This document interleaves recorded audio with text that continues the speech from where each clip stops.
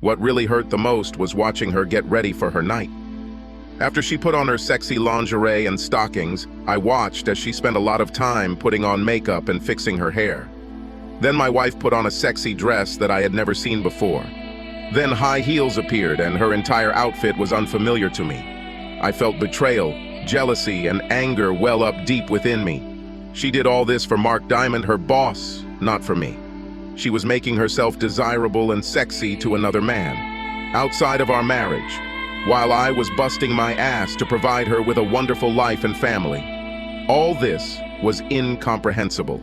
Our sex life was amazing. Jessica was always attentive and never hid anything. She always made me feel loved, so there was no reason not to trust her.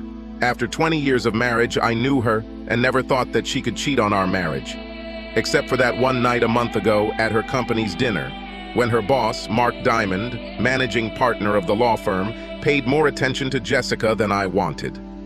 And there was a smirk that I caught when he looked at me after dancing with my wife, who gave me a hint. For some reason, I had a bad feeling that was bothering me, and it got much worse when I told Jessica about it the next day. The way she stood up for him and tried to make me feel like I was overreacting confirmed my suspicions. Too many late meetings and missed lunches suddenly register as a red flag that I need to address immediately. The more I thought, the more furious I became. Jessica is Mark's personal assistant. Mark is the managing partner of a prestigious law firm.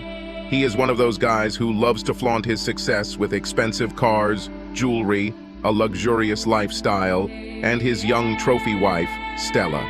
She was a young 30-year-old, extremely sexy girl for whom he exchanged his ex-wife of 20 years. Mark likes to make jokes at other people's expense, and I remember him making fun of my work on one of our walks. You see, I sell screws and fasteners to large retail stores.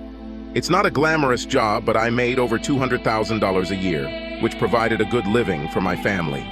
I gave Jessica everything she wanted and was able to pay for our daughter Sarah's college education. She was now in her second year. We also live in a pleasant community with good friends and a comfortable lifestyle. Of course, I wasn't a power broker and I didn't make $1 million a year like Mark, but we were happy. At least that's what I thought.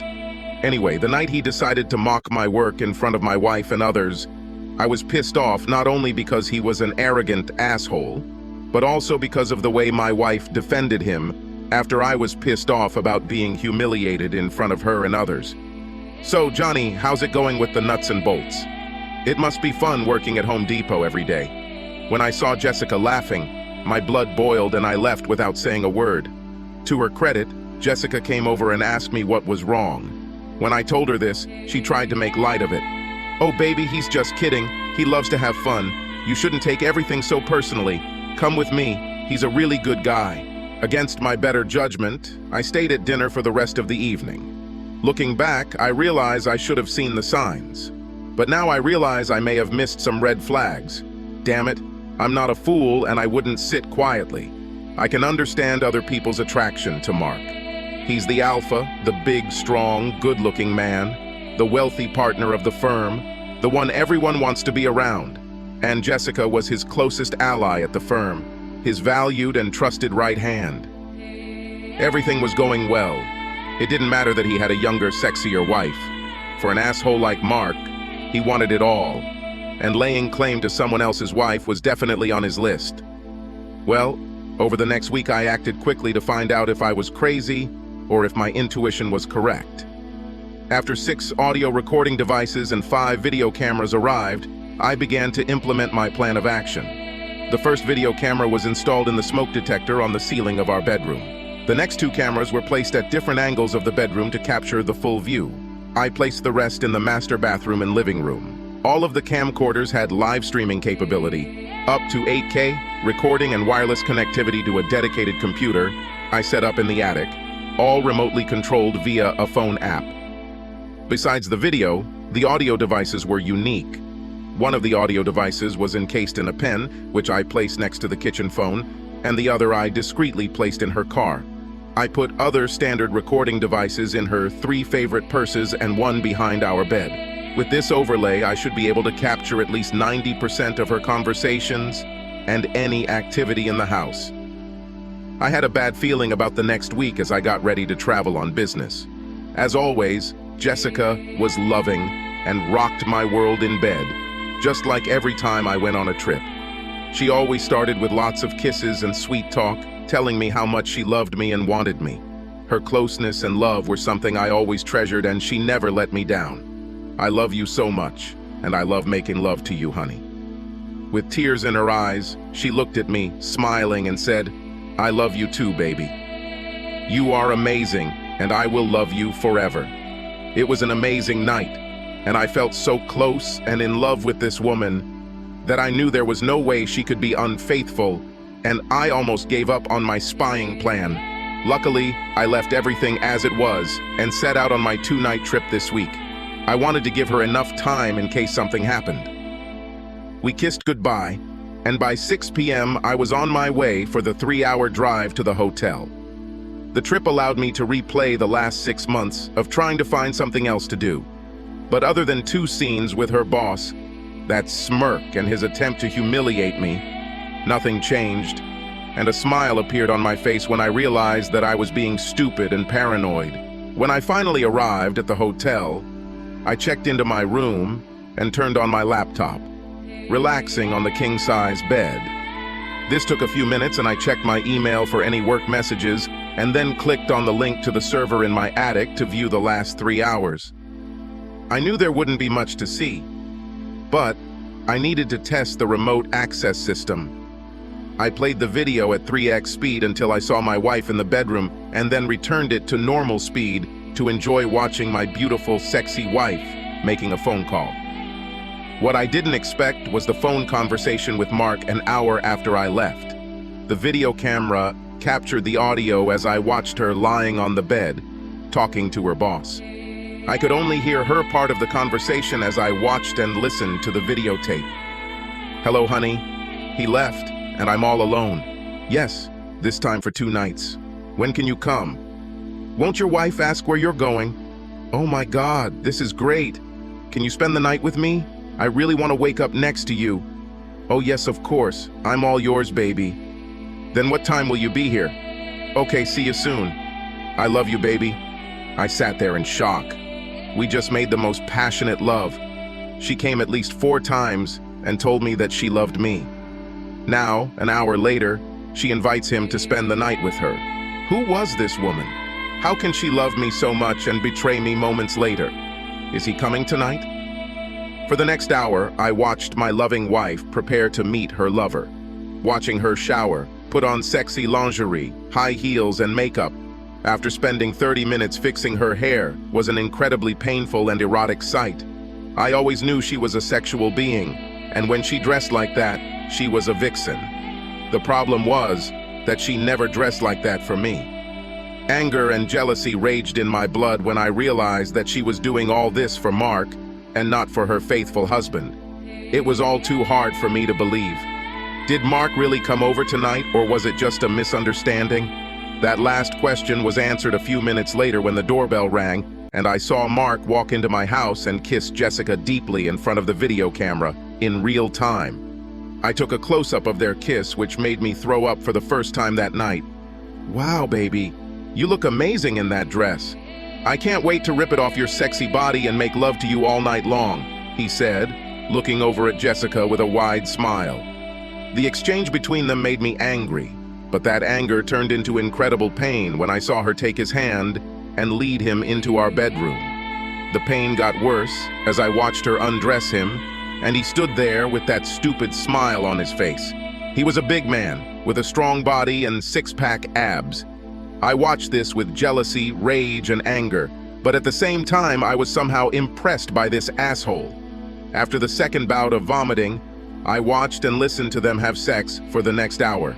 Obviously, I knew my marriage was over and I shouldn't have let it bother me, but their conversation was the most painful part of the night. He started the conversation as they lay together in each other's arms. So, your husband is gone for a few nights? Okay. You'll be mine for the next 2 days. I'm so happy you can stay the night, baby. You know, I wanted to wake up next to you for so long. I love being with you, Mark. Yes, I will love taking you over and over again all night long while hubby works his ass. What an idiot. Be good, Mark. I love him, and he is a good person. Then why do you let me have sex with you? Mark, you are the sexiest man I know, and I love our sex. But we are both married, and we should just enjoy the time we have together. It makes sense. You give me more love and affection than my wife or any other woman I have been with. For me, it's more than sex. I just love the way you make me feel, Jessica. This part really hurt because the love he was talking about was supposed to be just for me.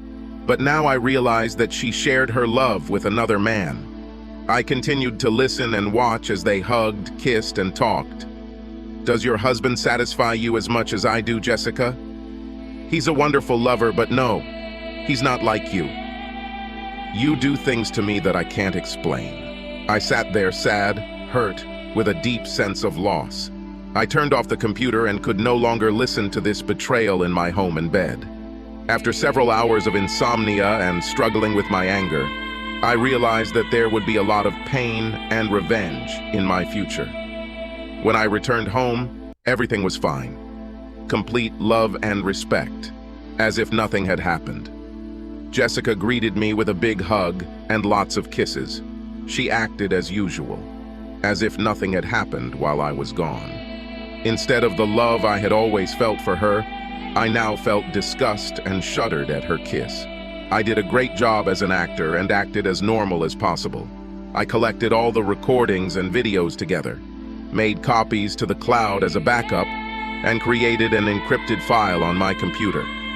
Over the next 2 weeks, I made sure every second Jessica spent with me counted. I kept her busy and didn't give them any opportunity for quickies or late-night sex. She even asked me when my next trip was planned. They clearly wanted me to leave, and one morning I overheard their conversation while she was driving to work. When will your husband leave town again? I'm not sure, but I'll find out. It's gotta happen soon, baby. Knowing this, I planned the trip for one night to make sure he would come while I was gone. The plan was taking shape. That same evening, while I was watching a movie on TV, my cheating wife asked, "Darling, when is your next trip?" I tried to control my anger and replied, "Honey, are you trying to get rid of me? Do you have a secret lover who comes when I'm not there?" I said in a joking voice. She didn't lose her rhythm and didn't show any signs of guilt. "Do not be silly. I like it when you're home. I hope you don't have to leave, and I'm wondering if your travel has been cut back." "No, sorry, honey. My job still requires me to travel. Yes, I have an evening appointment next Tuesday, and I'll be back sometime on Wednesday." She said in a convincing tone, "I hate it when you leave. I wish you didn't have to travel like that. I miss you so much when you're gone." Then she came over, hugged me, kissed me deeply, and made me feel more love than I can explain. When I realized that she was giving the same love to another man, I wanted to scream and throw her to the floor. But I kept my appearance and continued to work as usual, knowing that next week my plan would be put into action. On Tuesday, I packed up for the trip, and Jessica and I had our last session of lovemaking. After tonight, there will be no more us. She kissed me wonderfully before I left that night, and I wondered if she had seen the sadness in my eyes when I looked at her one last time. I saw her expression change, and I wasn't sure what she was thinking. Instead of leaving town, I returned to my office and parked my car. I then returned to my desk to work late, which was not unusual, and the few people who were there never questioned my arrival. At approximately 7:30, the video camera turned on as Mark entered my house and tenderly kissed my soon-to-be ex-wife again. It was showtime. Disabling video camera using a phone app, I put my cell phone in a drawer because I didn't want the GPS to follow me during my trip. I quietly left the office, went to the trunk of my car, and took out a folding electric bike. The electric motor allowed it to reach speeds of up to 30 miles per hour and a range of up to 50 miles on a single charge. I put on a black hoodie, looked around to make sure no one had noticed, and went on a 12-mile trip back to your home. My idea for the bike was stealth. This allowed me to return home quietly and unnoticed within 20 minutes. I parked my bike behind the house and walked through the back sliding door, which I had set to stay open. Once inside, I stood quietly to make sure I wasn't discovered and listened for sounds coming from the bedroom. After I was sure that they were going to do this and my arrival was not revealed, I went to the closet where I had put the short-barreled shotgun and aluminum bat and carried them into the bedroom. I carefully placed the shotgun along the wall outside the bedroom, picked up the bat, and quietly opened the door to the candlelit room. Because they made so much noise, they didn't hear a sound or see a shadow when I walked the short distance to the bed. I didn't hesitate and delivered a strong blow to the side of his head. The dull sound of metal hitting flesh was drowned out only by the sound of the 250-pound beast hitting the floor. While he was going down to the floor, I grabbed the shotgun and turned on the light. Then Jessica realized what was happening. Looks like stunned and in shock, she screamed, "Oh God, no, please no. This can't be true. Why are you here? You should be away. Why are you with another man in my bed? That's a better question. Now shut the fuck up and pay attention." The big man was semi-conscious and now sat against the wall, with blood dripping from a 6-inch wound caused by a metal bat. I watched him as he regained consciousness and noticed an angry man in front of me.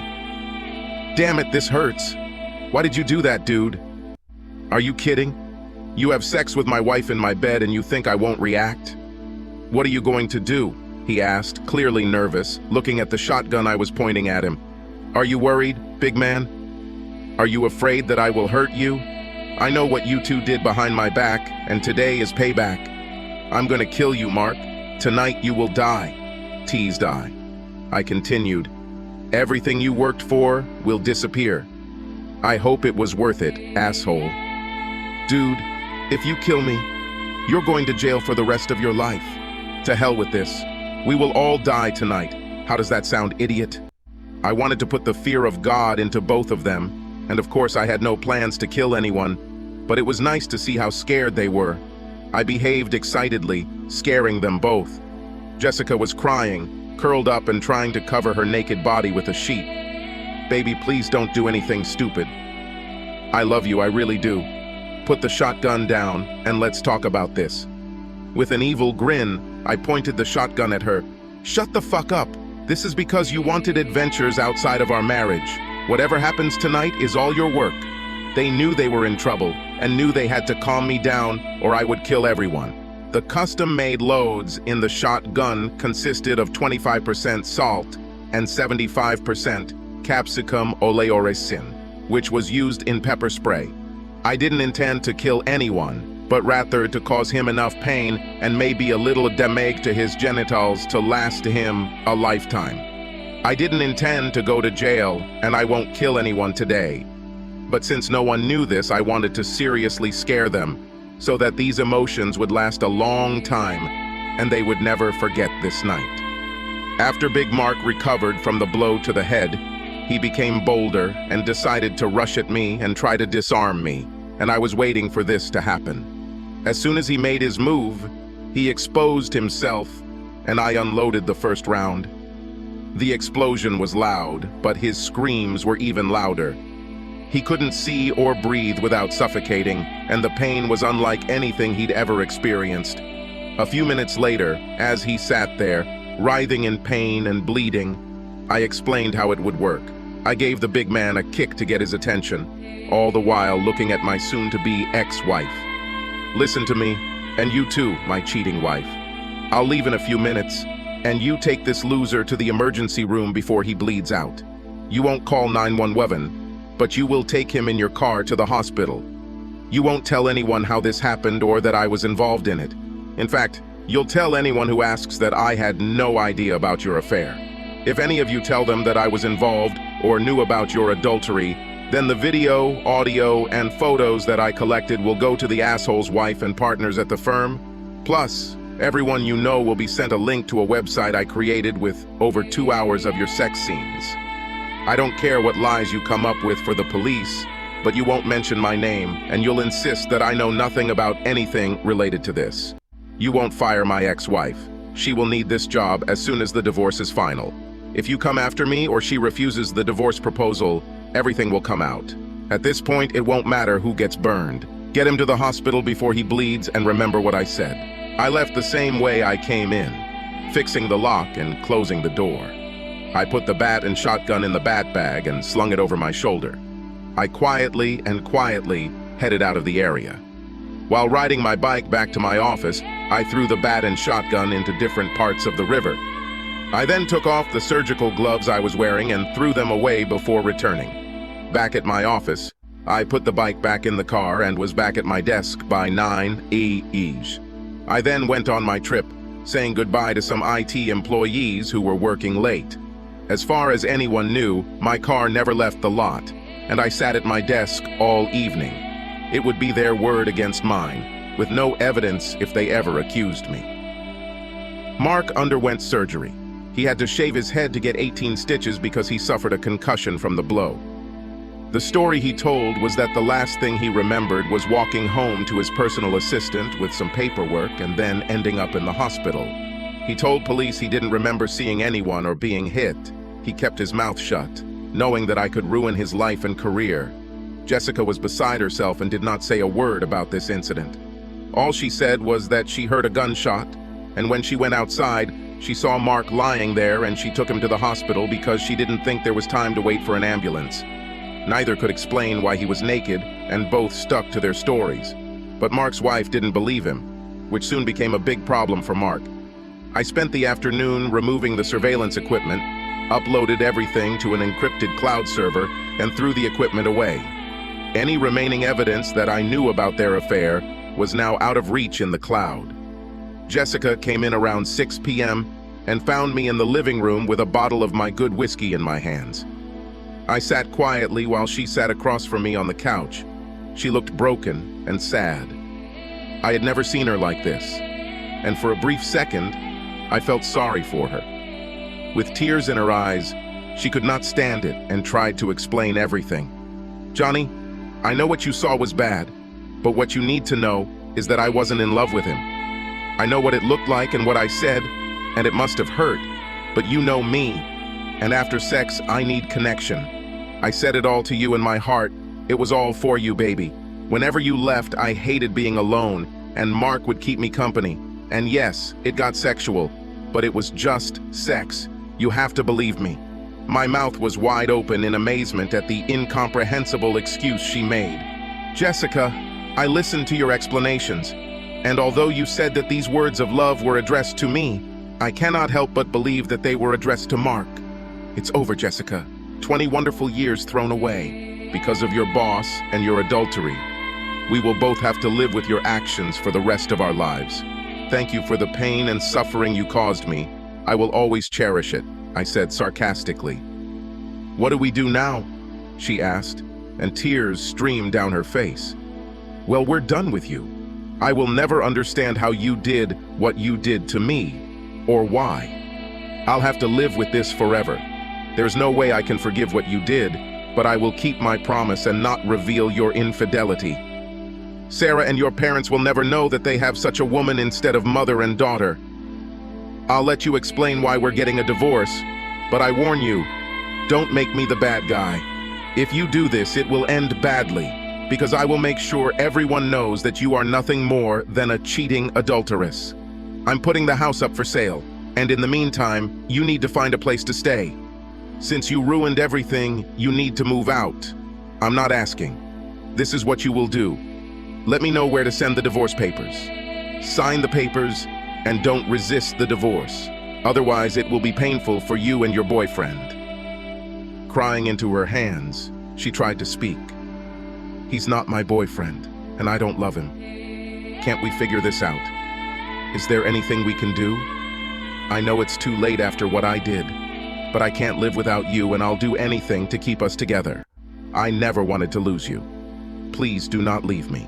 You know, Jessica, if it had only been about sex, there might have been a way to get back through counseling or separation.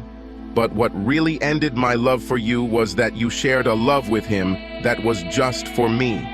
The words you said to him killed us and everything I ever felt for you. No, I will never forget or forgive your betrayal. and I will never want to see or talk to you again. Once the divorce is final, you will disappear from my life forever." After several hours begged forgiving her, she left the next morning and stayed with her mom and dad until the house was sold.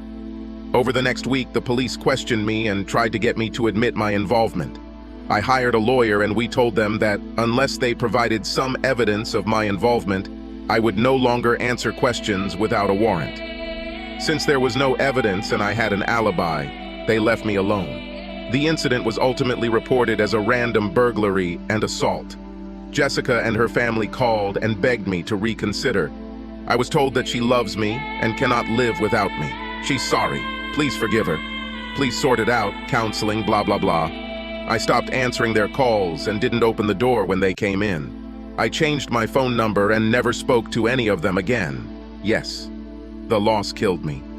Every second of separation was painful, but the memory of her betrayal and how she gave her love to another man was something that I could not come to terms with. Now, Jessica was a 42-year-old single mother who lived on her salary in a one-bedroom apartment. The pleasant life she enjoyed was gone. Her daughter and family had it all figured out and were unhappy with Jessica and her choices. They blamed her for the failed marriage. Jessica was now alone, as Mark was more interested in saving his own marriage. Mark treated her poorly at work and blamed her for his physical and marital problems. He could no longer work with her and transferred her to the administrative area with the same pay. Her new job was tedious and boring, and she no longer had the prestigious position to work with one of the partners. Word got around that she was one of Mark's ex-girlfriends, and she was treated as such. Now, with a job she hated, no prospects for promotion, no friends, no husband, and no family who blamed her for the divorce, she sank into depression. She cried every night alone, and "I Missed You" by Johnny with every fiber of his being. Her heart ached almost all the time, and she constantly thought about her actions and her loss. Sarah tried to help her mother, but there seemed to be no turning back, and she watched her lose weight. Jessica ate poorly and drank a lot every evening. She refused to take care of herself, saying that without Johnny, she had no reason to worry anymore. When Sarah turned to her father for advice, he sympathized with her situation, but was never able to come to terms with the betrayal and never spoke to Jessica again. Stella really pulled it all together and made Mark's life a living hell. She forced him to move into one of the guest rooms, and he paid dearly for his infidelity. Stella eventually began dating several younger men and kept Mark around to pay all the bills. She agreed to be by his side like candy at corporate events or business meetings, but they lived separate lives. Mark will never have sex again, and he will never have a woman he loves. For the rest of his life, he will remember how and when his whole life changed, and all because of his desire to take someone else's wife. His anger towards me was epic, and he wanted to hurt me in the worst possible way, but nothing happened for months. Later that year, I was with my workmates for a drink when I was attacked and beaten outside the bar until my mates came out to help. The attackers left before the police arrived, and I spent 2 days in the hospital with broken ribs and 20 stitches. I believe they wanted me dead, and if it weren't for my friends, I think they would have succeeded. I knew that this was revenge for Mark, and I was not at all surprised. 6 weeks later, I felt much better and called Mark's office. "Mr. Diamond, please," I said to his secretary. "Sorry, he's at a meeting. Can I accept the message?" "Yes. Please tell him to meet me at 1 o'clock this Friday at the French deli across the street." "I'm sorry, sir. I don't make appointments with Mr. Diamond." "Just give him a message. Write it down. Friday, 1 p.m., French deli. Be there alone. Johnny, just give it to him and he will understand what it means. Thank you." I was sitting at the table facing the door when the asshole walked in alone. He saw me and came to the table. "Sit down," I said. "What do you want?" I ignored his outburst and said, "Thank you for coming today. Your people did a good job with me, but unfortunately for you, they didn't follow through. Because you did not heed my warning of any revenge against me or my family, you forced me to act." I handed him a folded piece of paper and said, Here is a link to a website that is currently created just for you, asshole. Don't bother trying to shut it down, as it operates from Syria with 3 backup servers in different locations. It is untraceable. I mean, you're screwed. Check it out when you get back to your office. I erased Jessica's face because she shouldn't have to pay for your sins. She's already suffered enough. Now, after you look at the website, I want you to think about how your firm will perceive your actions, how your wife will react, how your children, friends, and family will feel after watching a 2-hour sex video. I plan to post it on several popular porn sites along with your name, profession, address, and phone number. His anger grew. Look, you've already ruined my life, and I'll never be the same sexually again. Just stop it, or I promise you will disappear. That's why we're here today, Mr. Diamond. I want to put an end to this. You took away from me the most precious thing in my life, my wife. You've ruined our 20-year marriage, and I can't let you go free. I risk being killed, as you put it, but I intend to avenge the beating your people gave me. Okay, calm down. What do you want? 2 things that are not subject to discussion. You will stop any retaliation against me or anyone I know, including Jessica. You will deposit $1 million into this account by the end of the day on Friday. If the funds are not in the account by 9 p.m. on Friday, I will take action. I know what you're worth, and I also know what I can get in a lawsuit, so this paltry amount I'm asking should be considered a gift. If I agree, how do I know that you still won't destroy me? I am a man of my word, and you will have to trust me. I will say this. If you don't do this, then there is a 100% chance that this site will become famous by Saturday morning. I hope you suffer for the rest of your life for what you did to my happy marriage. The money was transferred, we sold the house, and divided the property. Jessica had enough money to live a comfortable life if she continued to work or found another husband. Mark kept her working as part of our deal, but they were never close again. Jessica never remarried, rarely dated, and lived with the pain she caused both men. She had lost her marriage and the love of the man she wanted to be with for the rest of her life, and now found herself alone and depressed. She died before her 50th birthday, a broken, sad woman. Only her daughter, Sarah, was present at the ceremony to scatter the ashes. Joni continued to work for several more years and relocated to a small town on the ocean. He married a nice woman who liked him mentally and sexually, but he could never replace the special love that only Jessica could give him. He never spoke to her again and only heard about her from Sarah, whom he adored. They talked every day and remained close, but Sarah rarely mentioned her mother because she knew her father still loved her and did not want to awaken his pain. Jessica's death saddened him, but it also brought final relief to the deep sadness he had kept locked away. Subscribe to our channel so that your second chaff doesn't cheat on you, and go ahead and listen to the next story, because this story is nothing compared to the next one.